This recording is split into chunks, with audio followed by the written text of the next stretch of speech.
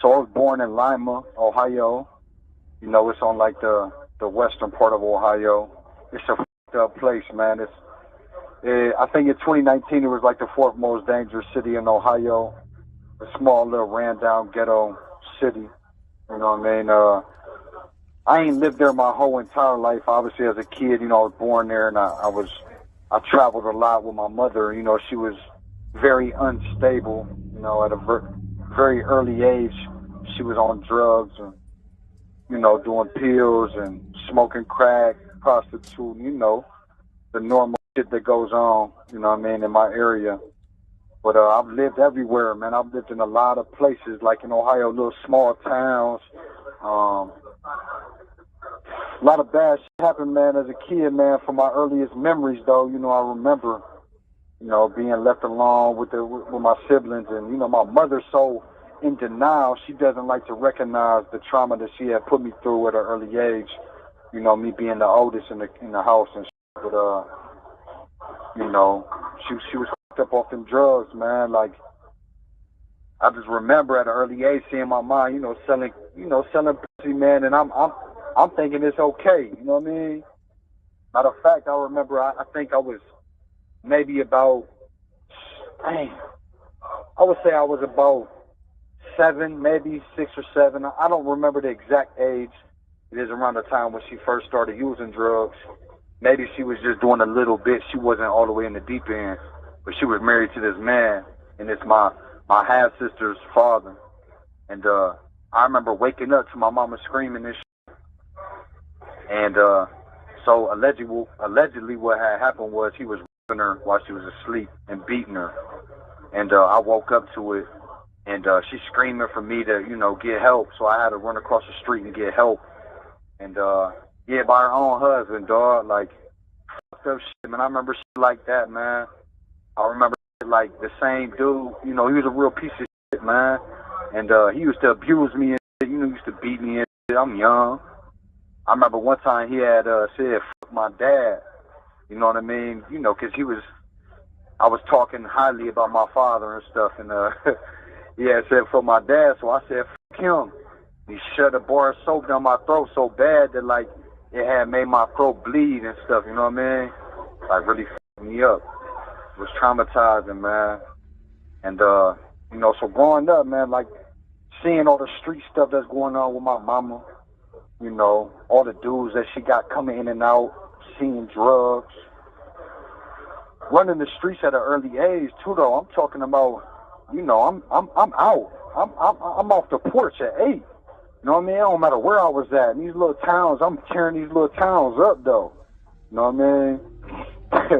You know, I done these little towns. I done turned them out. You know what I mean? Some gangster shit ain't never happened in these towns until I came in that motherfucker. You know what I mean? So, you know, I'm stealing. I'm robbing shit, stealing guns, smoking. You know, I'm like 8, 9 years old, smoking cigarettes, you know what I mean? Smoking weed, you know what I mean? Crazy shit, stealing. And then, I don't know, man, a lot of stuff had happened, transpired. I ended up having to move with my grandma. And my mom had lost custody of me and shit. And me and my little brothers, my 2 little brothers. So I ended up having to live with my grandma. You know, I'm mad at the world. And this is when I went to the town Wapakoneta. And this is this town's fucked up, dog. They ain't never had nobody like me come through that bitch, you hear me? And so long story short, you know, I'm young. I was probably like 11, you know what I mean, 10 or 11 around this time that I went out there. I went out there and stayed with her. And I get involved with all the little wannabe bad kids out there, and I'm teaching them how to steal and rob and, you know, steal all kind of shit. And I've been locked up in that town, man. I done broke into some houses, broke into concession stands. I done kicked drawers up dudes' asses in that town, man. You feel me? I done did a lot of bad shit. But I used to run away a lot and go back to Lima. And when I run away and go back to Lima, one of the times I had ran back, I had gotten into a little shootout type situation. Mind you, I'm like 11. You know, I was young, man. So So I'm in the streets. I don't remember what age I was, but it was like 4th of July, and I had got caught shooting in the air. You know what I mean? The police had ran down on me, tackled me, you know, beat my ass, locked me up. You know, I got locked up for that, man. I got locked up for a lot of bad shit, man. Just doing bad little stuff I shouldn't have been doing.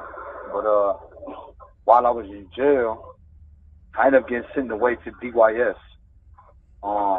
That's Department of Youth Services. It's one of the worst jails, worst prisons. It's worse than the adult prison, man. Like, it's way worse than this prisons I'm in right now, like level 3s and all that. Like, people will be surprised how bad juvenile prisons really are, though. They like treacherous, you know what I mean? All day, fighting, jumping, jaws being broke. Real live active shit is going on in the department, the DYS system. So, you know, me being a young white dude, you know, mind you, I'm already into the street shit. You know, I'm already, you know, doing real live gangster shit at 10, 11, and 9 years old. I'm doing bad shit. So I'm already hip, you know, I'm already around black people and from the hood and all that. But when you come to DYS, though, being a white dude, you know, it's you got something to prove, or you gonna get your shit took. You know what I mean? Being white coming to these jails and prisons, you're the minority now. So now you're the prey. You feel me? So, you know, of course, when I first come in, I knock a couple heads off, get beat up a couple times, get jumped a couple times, jump some shit. You know what I mean? Once you prove your point, though, you know, I ain't never had a problem since then with that white shit. You know what I mean? Being white, man. Being a minority. And most of the motherfuckers that was there, I already knew. You know, from the hood and shit, from where I was standing, from Lima and other little cities like Columbus. I had already knew these dudes from the streets. So they was riding with me too, though. You feel me? Like, I don't know, man. It's crazy shit, man. Alright, so I spent a lot of time at DYS. I spent a lot of years locked up, you know, in this violent environment. To be honest, I really grew up in jails and prisons. I didn't grow up in the streets, like on freedom side. You know what I mean? I grew up in jails and prisons, so my raising, like my growing up, wasn't like, oh, I grew up in the hood. No, I grew up in prisons and jails. You feel me? So it's like when people are like, damn, where'd you grow up? I can't just say like, oh, I grew up in Lima, Wapakoneta, you know, all these little towns. I didn't grow up there. Where I really grew up and became a man, you know, what I thought was a man was in prisons and jails. You know, that shit turn you to a man quick. You know what I mean? Because you gotta react and carry yourself like a man. You can't carry yourself like a little kid when you got 20-year-olds beating up little 12-year-olds. You gotta think. You could be in DYS from 12 all the way to 21 years old. So I'm in this bitch thugging with 19-year-olds, 20-year-olds, you know what I mean? So you become a different person. You become real violent because that's all there's going on is violence. So long story short, I get out of DYS, and I ain't gonna lie to you, man, I was thirsty to catch some. You know what I mean? I'm thirsty to drop some. I'm thirsty to get active on anybody and everybody. You know, I got the guns and the poles ready. I'm buying up all the guns. You know, mind you, I'm already off the porch of the early age, so when I get back out on the streets, I'm even worse. You know what I mean? Because the DYS, the juvenile prison, had activated me more. So, long story short, I'm out there getting busy, man. I ain't gonna lie, I'm robbing shit. I'm selling mad dope. Now, mind you, my mama smoked crack. So I learned the game from her. I'm stealing a little crack from her just to sell it, just to make money, just to eat. You know what I mean? Or, you know, I'm getting her some work, and I'm making money off that. Or getting her some pills, or I'm buying pills and reselling them to her. I mean, it sounds f***ed up, but that's just what's really going on, though. You know what I mean? People gonna criticize me. Oh, you sold your mama crack. You sold. Okay, but guess what, though? The next man ain't gonna care about her life like I am. She's gonna get this shit regardless, though. You feel me? She's gonna buy the the work and the pills from somebody. You know what I mean? So I don't really care about the judgment that come with that. You know, I was a kid, so I ain't really know no better. But yeah, man, it's crazy.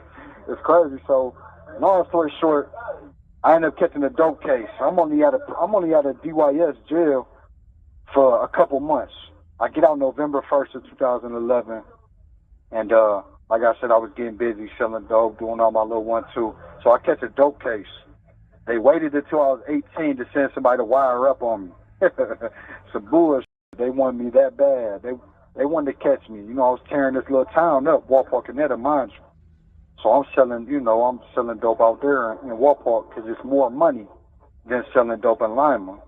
Because, you know, them little towns surrounded, you know, where all the white people and all the good motherfuckers live, all them druggies, they pay double or if not extra, so they don't have to come to Lima and worry about getting robbed or finessed or some bad, you feel me? So they pay double. So long story short, I'm selling out there, and I catch a dope case, I get locked up. They indict me with some trafficking charges. So mind you, I'm a first felon. It's my first adult case. So I get a bond. I'm in there for like 90 days or something. I get out on bond. I'm doing the same stuff. I'm getting busy, getting to it. And in the midst of me, you know, selling dope, I end up getting into it with somebody that is a crackhead, young dude, man. Them young dudes out there smoking crack out there. So I end up getting into it with him. He ain't like me, I ain't like him type situation. You know, his name is Matt, but so I end up getting into it with him, blase skip. Mind you, I'm out on bond. So he had say some little fly you know, on the text message. He said some fly so I tell him, pull up. You know, he pulled up with a car full of people. You know, he think his sweet. Man, he pulled into this alley. I told him to come in. I got to dump it out the window on his ass. Pow, pow. Trying to spark his bitch ass. You know what I mean? Trying to light him up. But, so long for sure, they called the police. Everybody called the police, told on me. All of them wrote statements, said I shot at the dude, you know. Long story short, the police is there in 2.5 seconds. You know, they ain't heard no gunshots in this town ever. You know, shit ain't getting active like that out there. So, when the police get there, they lay me down, you know, jump on me a little bit, lock me up. You know, they gave me 3 years for that shit, man. They gave me 18 months for the dope case and 18 months for firing in the city limits. And firing a gun in the city limits.